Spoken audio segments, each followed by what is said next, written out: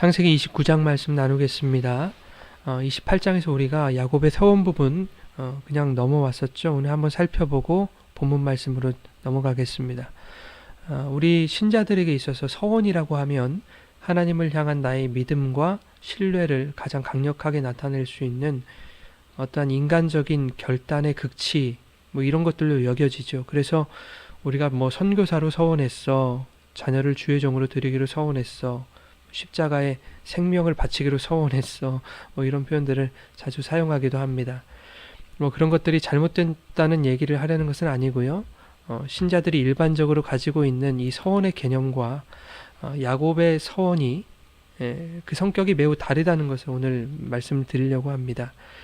우리는 28장의 그 야곱의 서원을 보면서 야곱의 신앙을 우리가 닮아가야 된다라는 것으로 우리가 어떤 섣부른 결론을 내리기도 하죠. 거기에 11조라는 것으로 활용점정을 찍는 것입니다.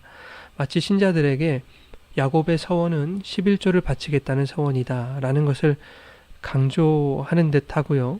또 당신들의 믿음이 진짜 믿음, 괜찮은 믿음이라면 하나님께 11조를 바치는 것이 당연하지 아니한가 라는 등의 어떤 11조에 대한 당위성을 설명하는 것처럼 우리가 그렇게 볼 수가 있습니다. 그러나 야곱의 서원을 자세히 살펴보면 야곱이 하나님과 거래를 하고 있다는 것을 알 수 있습니다. 하나님은 꿈을 통해서 야곱에게 내가 너와 함께 할 것이다, 내가 내게 허락한 것을 다 이루기까지 너를 떠나지 않을 것이다, 이렇게 약속을 하셨는데 야곱은 도리어 하나님께 이렇게 얘기하죠. 야곱이 서원하여 이르되 하나님이 나와 함께 계셔서 내가 가는 이 길에서 나를 지키시고 먹을 떡과 입을 옷을 주시어 내가 평안히 아버지 집으로 돌아가게 하시오면, 그렇게만 해준다면 여호와께서 나의 하나님이 되실 것이요, 이렇게 얘기하고 있는 겁니다. 이것은 무슨 말이냐면 그렇게 해주지 않으면 나의 하나님 아니라는 거 아닙니까? 그렇게만 해준다면 내가 조금 전에 세운 그 돌이 하나님의 집이 될 것이고, 그렇게만 해주신다면 내가 11조도 바치겠나이다, 이런 뜻이죠. 여러분, 야곱은 이 서원을 통해서 하나님을 향한 자신의 믿음을 표현한 것이 아닙니다. 오히려 약속을 허락하신 그 하나님을 온전히 신뢰하지 못하는 인간의 연약함이 폭로되고 있는 것입니다. 하나님께 조건을 제시하고 그것을 이루어 주시면 그때 하나님을 예배하고 섬기겠습니다 라는 것을 우리는 믿음이라고 하지 않습니다. 오히려 그것은 불신앙인 것이죠. 재미있는 사실은 이후에 야곱이 고향으로 돌아왔을 때 그가 11조를 드렸다는 내용이 성경 어디에도 없습니다. 이 사람이 물질로 드리는 11조가 하나님 되심에 없어서는 안 될 그런 필수 불가결한 어떤 요소였다고 한다면 야곱이 그 11조를 반드시 드렸을 것이고 성경이 그것을 기록하지 않을 리가 없습니다. 그런데 성경에는 나타나 있지 않다는 것이죠. 어떤 분들도 이렇게 해석하기도 해요. 말라기에 나오는 하나님이 11조로 자신을 시험해보라 하셨던 그 말씀을 들어서 야곱이 지금 11조로 하나님 시험하고 있는 것이다 라는 그 우스우면서도 슬픈 해석들을 하시는 분들이 참으로 많습니다. 말라기의 말씀 그런 뜻이 아닙니다. 나중에 살펴보기로 하고요. 여러분, 야곱이 성경을 보면 험악한 인생을 살았다고 그렇게 자신이 고백하죠. 그가 험악한 인생을 살아갔다 할지라도 그의 인생 가운데 하나님이 함께 하셨음을 야곱은 깨닫게 되는 겁니다.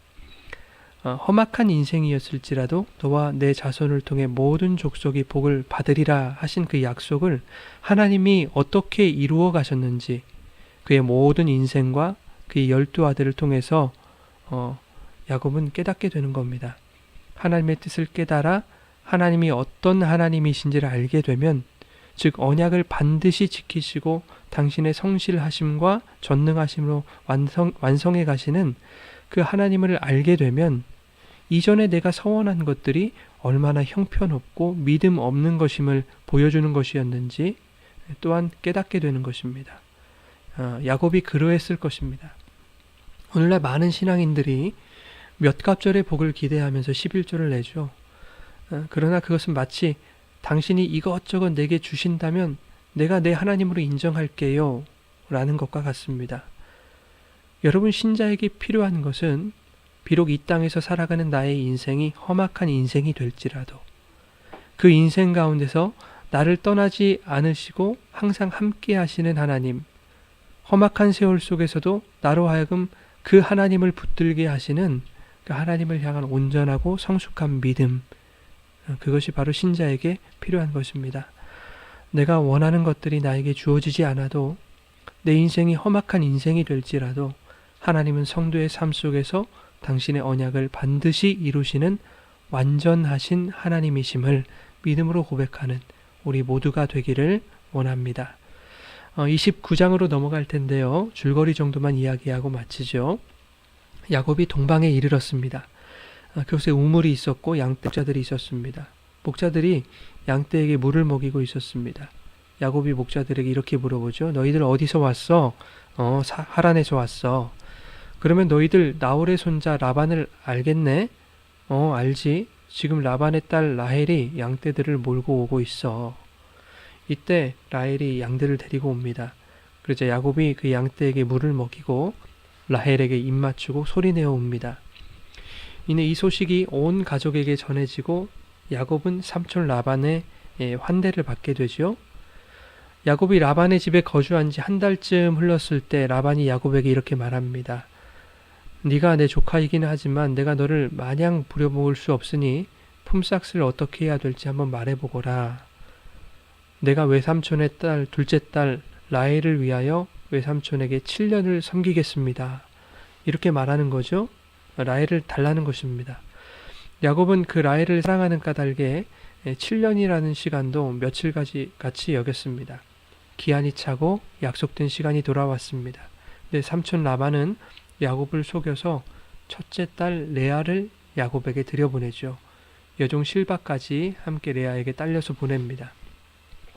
아침에 일어나 보니 사랑하는 라헬이 아니라 언니 레아였던 것입니다. 당시에는 신부의 얼굴을 가리고 신랑에게 들어갔기 때문에 야곱이 모를 수도 있었던 일이죠. 어떤 해설에서는 야곱이 취해 있었다라는 설명을 하기도 합니다. 야곱이 라반에게 이렇게 말합니다. 아니, 삼촌이 어떻게 나를 속일 수 있습니까? 삼촌 라반이 야곱에게 이제 핑계를 대기 시작하죠. 우리 동네에서는 언니보다 동생 먼저 시집 보내는 일이 있을 수 없는 일이야. 야곱은 번뜩 머릿속에 뭔가 스쳐 지나가는 것이 있었을 겁니다. 형과 자신의 순서를 뒤바꾼 것, 그렇게 아버지와 형을 속였던 것, 그것처럼 지금 언니 레아와 동생 라헬의 순서가 뒤바뀌는 그 속임수를 내가 당하고 있다는 것입니다. 여러분, 라반은 애초에 이러한 내용을 야곱에게 말했어야 하는 거 아닙니까? 알면서도 말하지 않은 것은 작정하고 속이려는 것이었습니다. 사람들은 거짓말을 하고 또 누군가를 속여도 자신의 정당성을 찾기를 원합니다. 라반은 중간에라도 멈췄어야 하는 것이 옳습니다. 그러나 한 번 시작된 거짓말은 7년의 기간을 채울 만큼 사람의 양심을 무너뜨립니다. 그리고 한다는 핑계가 우리 동네에서는 그렇게 하지 않아 라는 말이었습니다. 저는 여기서 이런 생각을 한번 해보게 됐습니다. 때때로 성도들이 누군가의 잘못을 하고 누군가를 속이고 누군가에게 큰 상처를 주고 곧바로 그에게 용서를 구하지 않고 오래오래 묵혀두었다가 고작 한다는 것이 하나님께 기도만 하면 다 용서가 되니 교회 가서 속으로 고백하자는 것입니다.